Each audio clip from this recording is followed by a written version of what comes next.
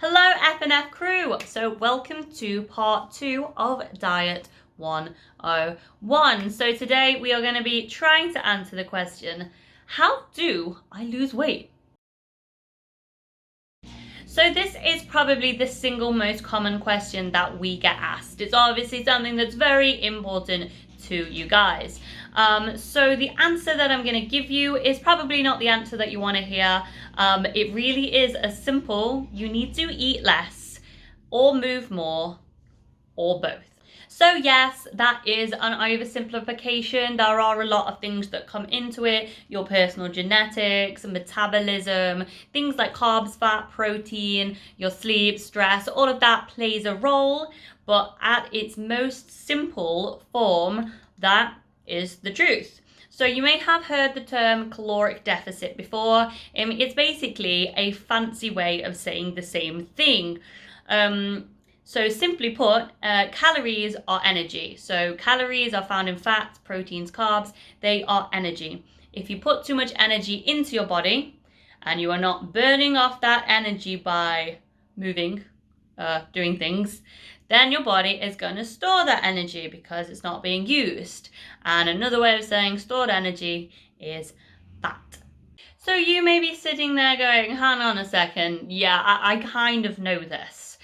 There are all sorts of things like keto, Weight Watchers, intermittent fasting. What if I stop eating fat or stop eating carbs? Like, how do I know which one of these is the best approach for me? Because we all know at least one person who swears by Weight Watchers or swears by this particular diet. And sometimes these diets do work for people. They can get results. But if they get results, it is purely because they adhere to what I've just said. So they are overall resulting in you consuming less calories. So there's no magic involved. There's no special food that's going to make you burn fat.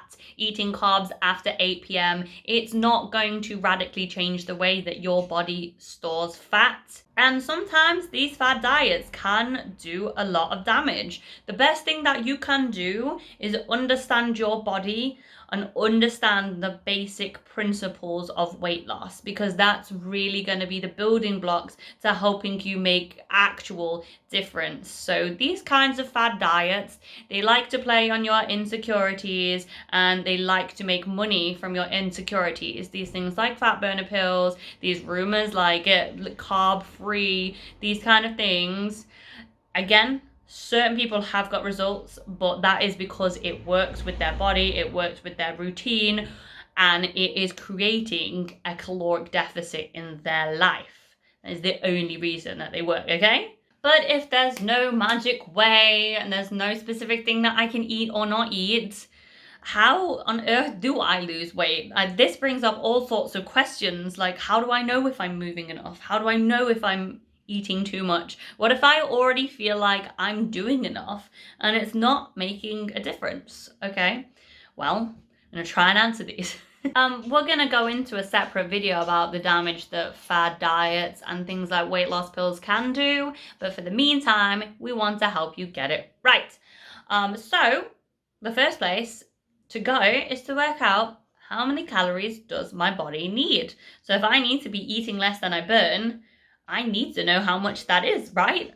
Okay, so there's a few things you can do. You're gonna wanna work out your BMR and your TDEE, okay? So BMR stands for basal metabolic rate. So the beautiful thing about human bodies is that even if you were to sit on the couch all day and watch Netflix or YouTube, your body is still using energy, you're still breathing, your heart's still pumping, you're still expending energy. So your BMR is the amount of energy that if you just did nothing all day, your body would still burn.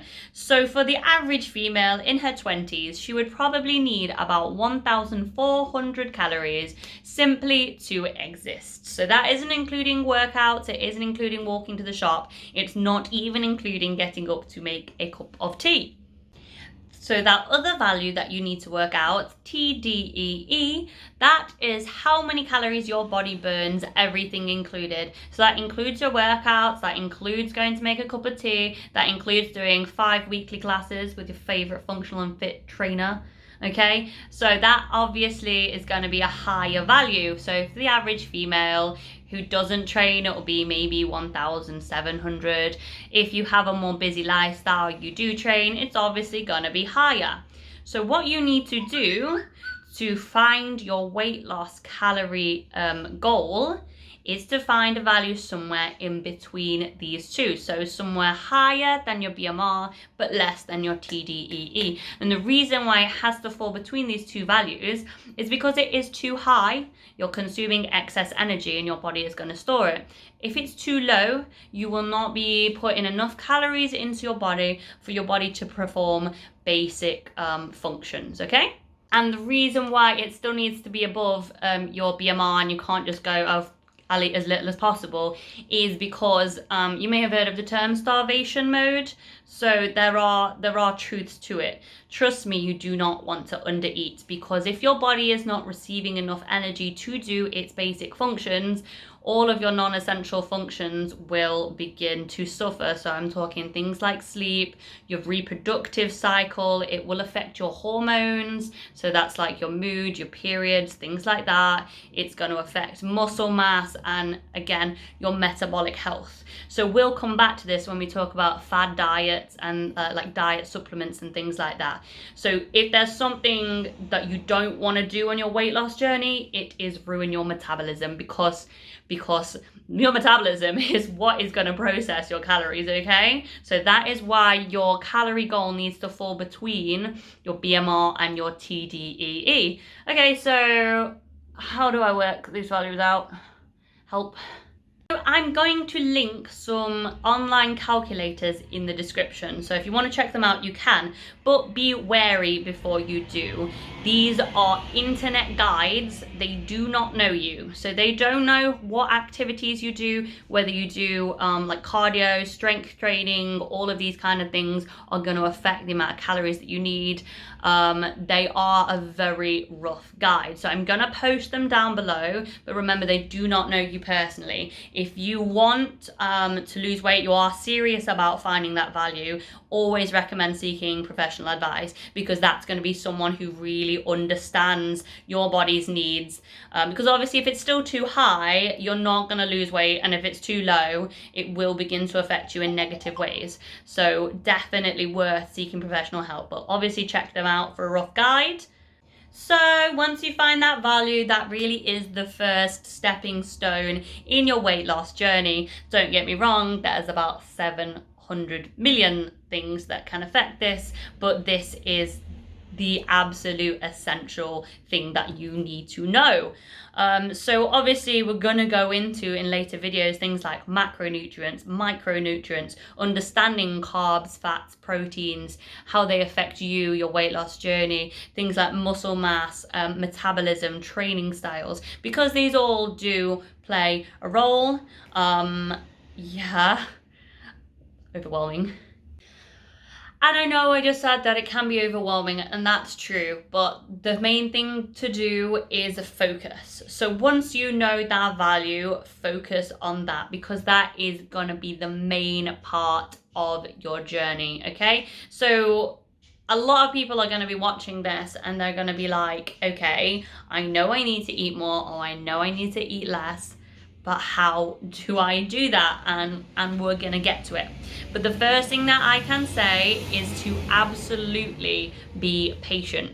So ways that you can do this are, for a start, seeking professional advice, because honestly, when you know how much you're supposed to be eating or what you're supposed to be eating, it's so much easier to focus on doing it. So if you're second guessing yourself and you're like, oh God, maybe I am supposed to be eating this much or this much or this much, and I don't know, it's really, really hard to just get on with it. Whereas when you know what your calorie goal is and you know, right, this is what I need to do, it's so much easier to commit to that. And this leads to, you know, the first reason that people fail is because they're not patient enough with it. So once you know what you need to do, you need to let your body have time to respond to that. Your body isn't going to overnight be like, well, she ate less yesterday, or she's eaten less the last couple of days, guess I'll get rid of some of this extra fat. Like, it doesn't work like that. We recommend a minimum of 4 weeks. Like, you will not expect to see changes for a minimum of 4 weeks, okay? And if you are struggling with motivation, I'm going to try and give you some tips, okay? Number one, don't weigh yourself. Like, weigh yourself as little as possible. This may seem counterintuitive, okay? Because weighing, surely that's gonna show me what's going on. No, not true. Not true for a guy, certainly not true for a girl. So things like muscle mass, water retention, your body changes its weight with hormones. Your body changes week to week. And sometimes the weight that it says on the scales can be really mentally aggravating. Like, it can really change the way that you feel mentally about your weight loss journey. And so many people feel like they're not getting results straight away, or the weight keeps fluctuating and they give up. So do not weigh yourself. Okay, just don't do it. Trust in the process for 4, 5, 6 weeks and then weigh yourself, okay? Which leads to my second little tip. So instead of weighing yourself, take pictures.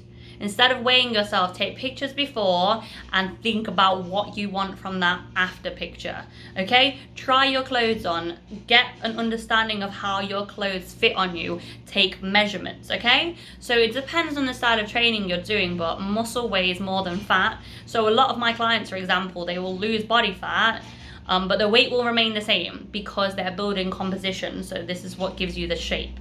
So there's a difference between losing weight and losing fat, but that's a whole nother video that we'll go into, okay? But find other ways of measuring your progress that aren't scales. That's a really important thing to do.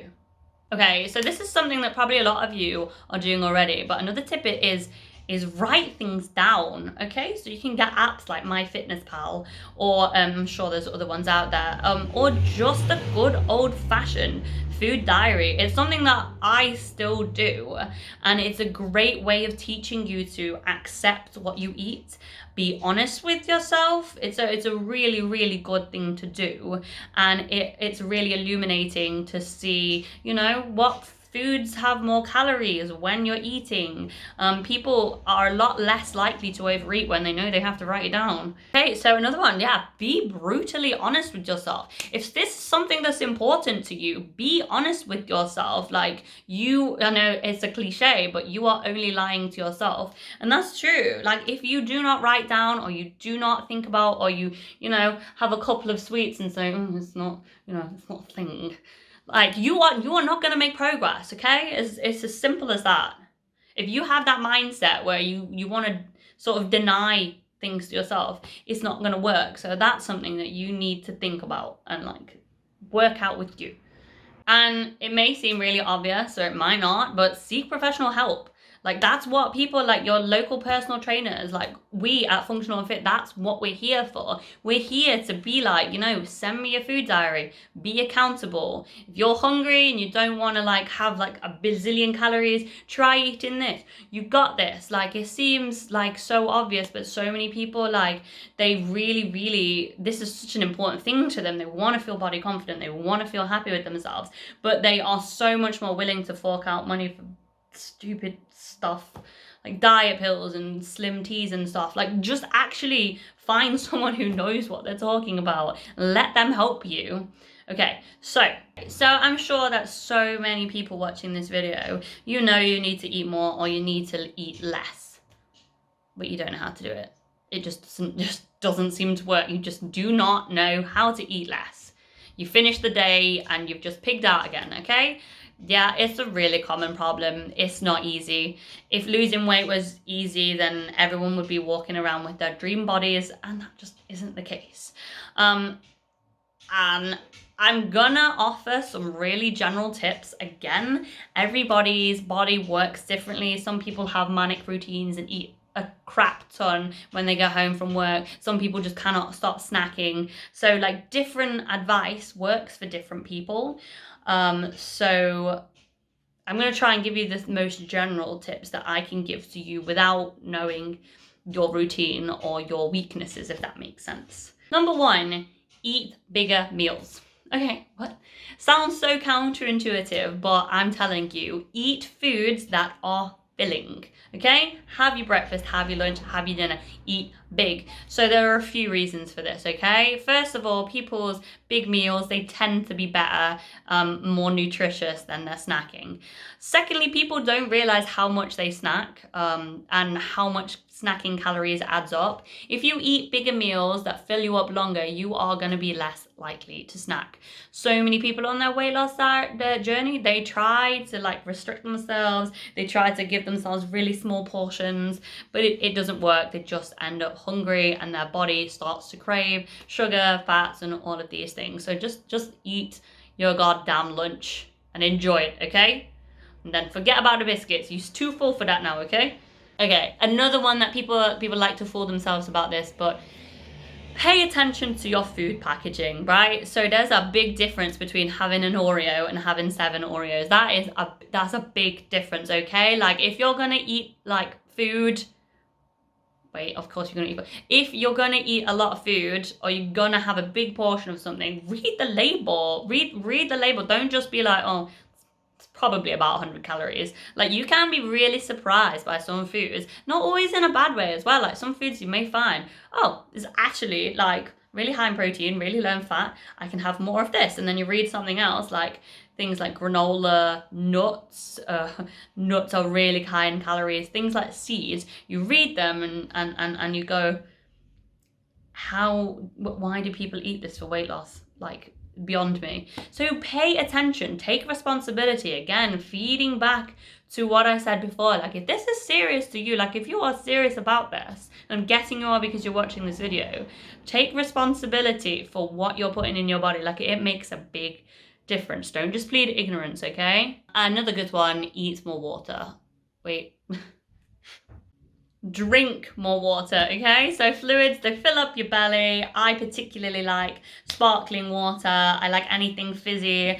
Got my 7-Up here, okay? So like they fill you up, make you feel fuller. And sometimes your body like misunderstands things. Sometimes you may just be thirsty, girl. Okay, I like fizzy drinks because the bubbles feel like they fill you up more. But going back to my previous point, don't just open a can of cola and be like, oh, it's a can of cola. It's not really going to affect anything. Like, take accountability for calories in your drinks, okay? Calories in your drinks, they can add up, especially in your alcoholic ones, but we'll talk about that one another time, okay? And another, again, this is really general, but another one, fill your plate with vegetables, okay? Vegetables are like calorie free. They're like little havens for you. They are gonna make you full, they're gonna make you feel healthy, they're gonna keep you from snacking, and they are really, really innocent, okay, and so full of good stuff. So again, seems counterintuitive, I'm telling you to eat more, but eating more of the right stuff, trust me, it can help you eat less of the wrong stuff. And again, these are all really general. So I know some people are gonna have like a really awkward routine with breakfast. They're not gonna have enough time, so they're gonna want to snack throughout the day, okay? So I can't help you if I don't know your routine. So if you have a specific routine or you've identified a problem in your eating, but you don't know how to solve it, that's another call for you to go and talk to somebody about it. So people can help, okay? Don't just struggle on your own by having really tiny dinners and half portions. Not about that, okay? So I hope that some of this has been useful to you. Obviously, I've touched on a lot of issues that we're going to go through in other videos, things about fad diets, things that you can work into your lifestyle, which might not help your neighbor, but they may help you, okay? We'll try and help you out with some more fat loss tips, and we're going to go over those other issues. Again, these are all really general, so I have fat loss tips and hacks, little booklets that I give to my client. But when you really understand a person's routine and again their goals, like some people just want to lose weight, some people specifically want to lose fat, it's a minefield out there. We'll try and get you through it one video at a time. So if you have any questions, if you have any suggestions, hit us up. If not, stay tuned for next week for the next video. If you're scared you might miss the next video and miss out on all of this valuable information, click the subscribe button. Okay, bye guys, have a good week.